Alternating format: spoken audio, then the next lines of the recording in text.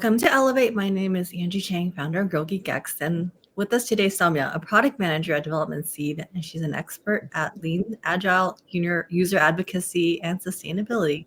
She's a track record of delivering impact-driven work, creating products that make a difference in people's lives, and breaking down systemic biases that hold women and non-binary individuals back. Welcome, Sowmya. Wonderful. All right. So yeah, here's the topic for the day. It's finding your voice in tech as a woman or a non-binary person.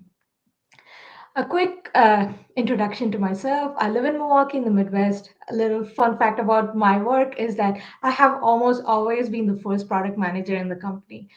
And typically, I've been mandated to help bring a product practice to a primarily engineering-led organization.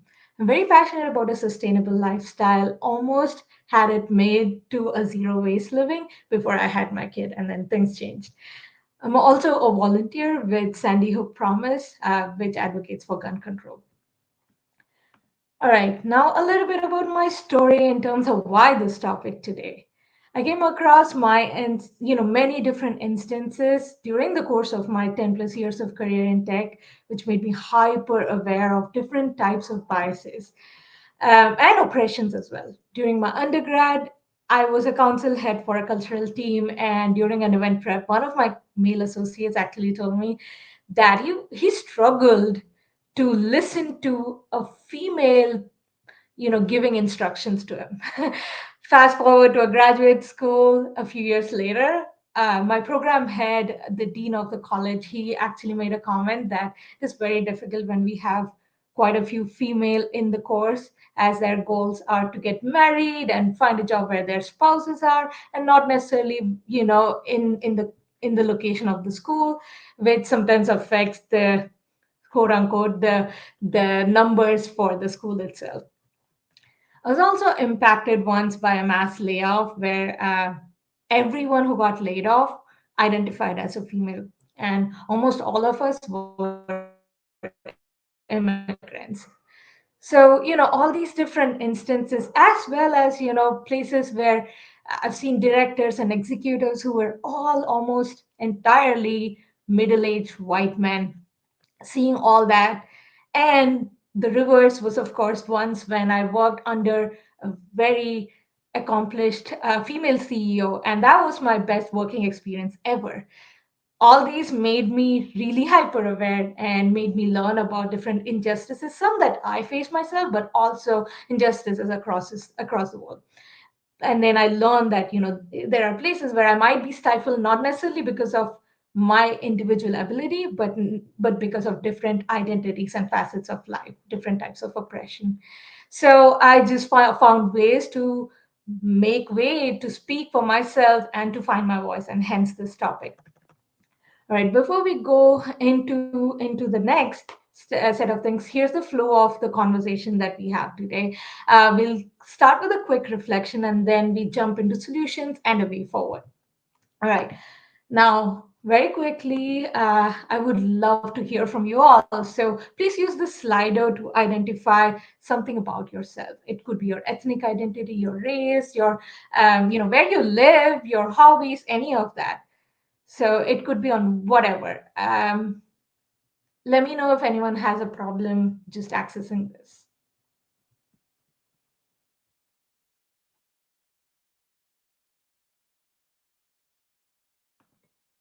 All right, and we can slowly see things coming up. Okay, the QR reader is failing, so let me share another link. I'll share a link on this chat. I hope this works. Thank you, Bhumi.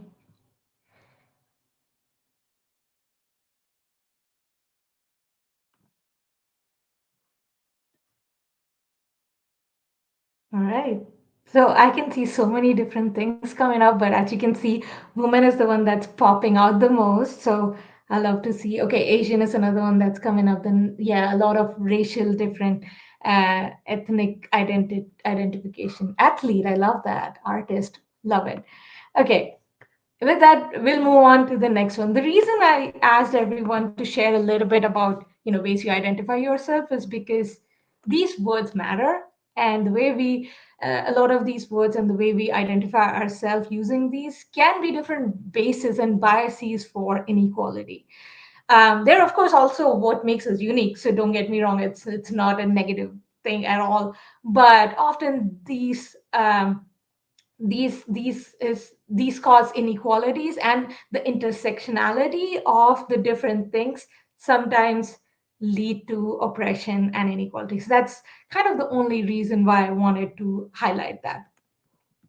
All right. And speaking of, now a little bit about the levels of oppression.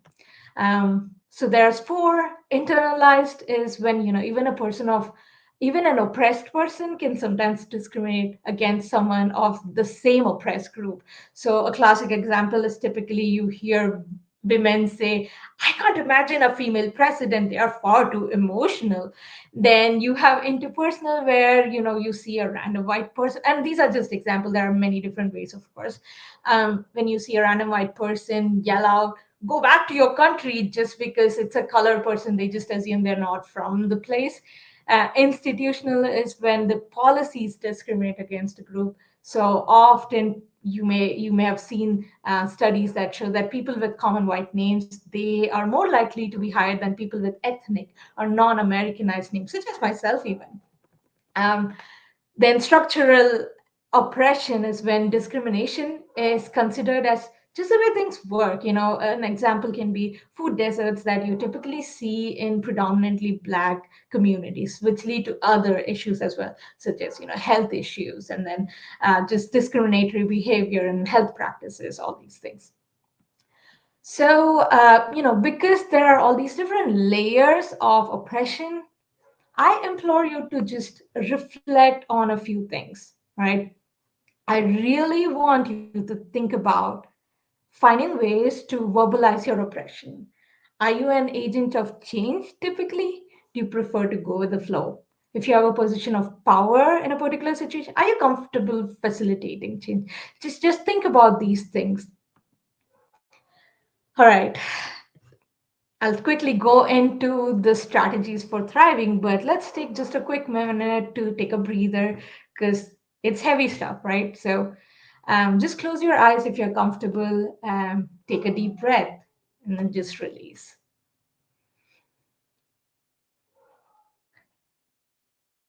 All right.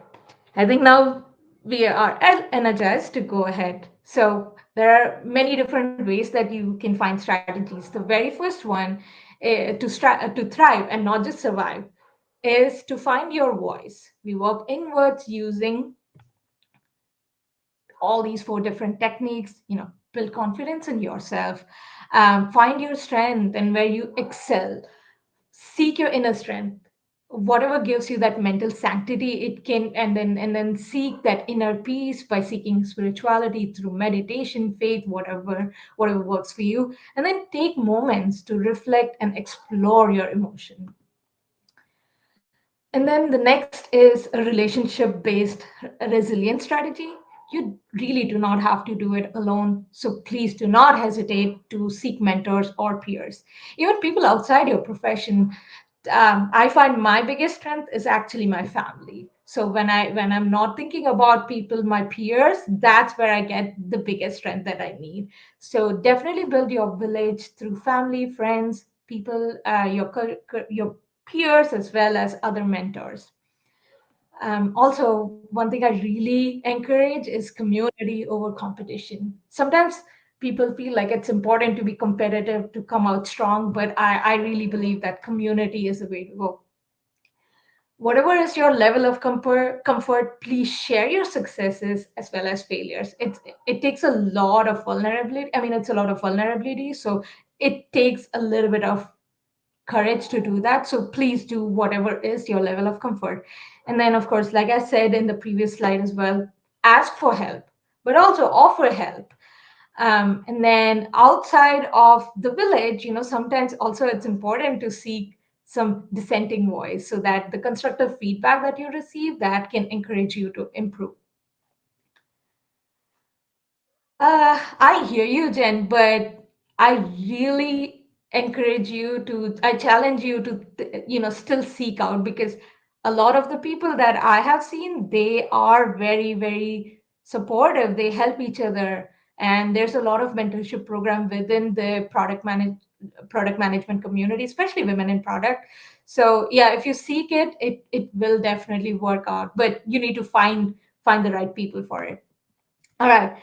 And then a little bit about some diffusion strategies. Sometimes the best way to deal with a difficult situation can be to just to just find momentary escapes.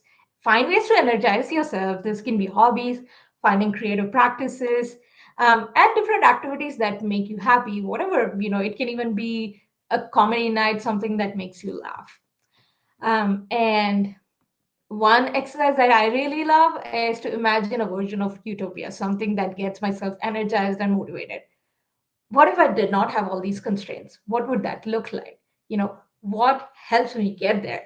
So these kind of motivation can sometimes be really beautiful and can be good exercises. All right. And then when you have that strength, find the tools to advocate for yourself by clearly identifying your goals. Look up to different role models, find ways to take care of yourself, and really just understand your strengths and weaknesses so that you can hone in your strength a lot more, but also work on your weaknesses and bridge that gap.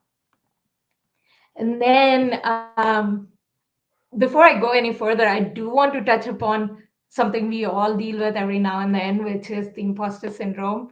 Um, I have a three-pronged strategy, which is to overcome, improve, and embrace. It's nothing major. It is still a culmination of a lot of what I already talked about.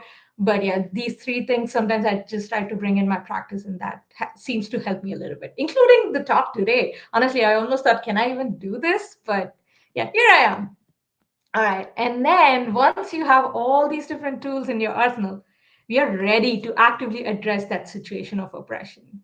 So mentally, just prepare yourself to respond to that negativity, and just gather different counter arguments to vocalize and advocate for yourself. So this is just a culmination of many different ways to just, more than anything, it's not external, it's more to work on yourself. And just this would give you the tools to bring your voice, more than for others, to bring your voice, your identity for yourself. And then as we wrap up, I do have a few messages for current and upcoming leaders. I encourage, again, as I did in one of the previous slides, to think about, are you a change agent, or are you someone who works with the status quo? Are you comfortable enabling that change, or would you just go with the flow? When you have the privilege, are you comfortable facilitating change? And additionally, as a leader, I do want to also say, besides just these questions, to own your voice, lead the way for others, empathize, and also give a platform for others who may be oppressed. And then, very last thing, I wanted to end with this quote, for paving the way forward. It is that this is a very difficult situation, and I fully recognize. And and as a very last thing, I do want to send a reminder that it is not your job to bear the weight of educating others.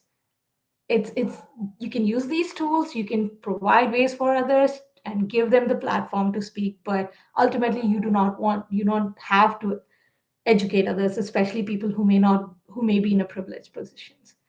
So that's pretty much it. And I have about 4 minutes, I think, Angie. We can open it up to any questions, any chats. And thank you, Astika. For people who want to have any kind of support system, I know Astika is a wonderful person. Oh, that's a great question, Jen. Jen asks, should your mentor be your hype person? I think that's subjective. That's up to you. I sometimes work with mentors when I seek mentors who are my hype people, but sometimes I'll be like, no, I just want you to be my worst critic right now. So it depends on where you are. It can be the same person doing both. So really up to you. What are your challenges that you faced at work? asks Miriam. The challenges that I have faced, like I said, I mean, through my journey, it has been all these different things. I shared the more ridiculous ones, but sometimes it's just things like I'll often be the only product manager in a group of 5 or 6 others, and they all typically are male identifying. And then they sometimes would have like like what do you call it, like water cooler talks, and that's where they'll make decisions, and I wouldn't be part of it because they don't feel the same level of comfort with me. And then we meet together, and then they'll say, oh yeah, we made this decision, and really classic, I guess. But then it's like, yeah, we don't need to talk about it anymore, and often it is to my detriment. And then how do I approach someone? Okay, Payal asked, how do I approach someone to be my mentor?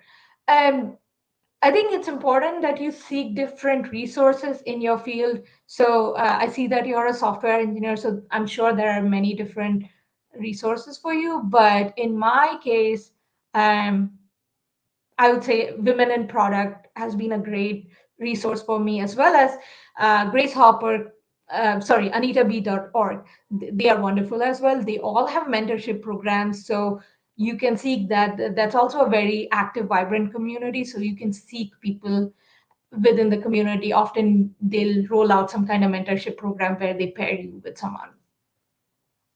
I hope that answers your question. All right, we have about a minute left. All right.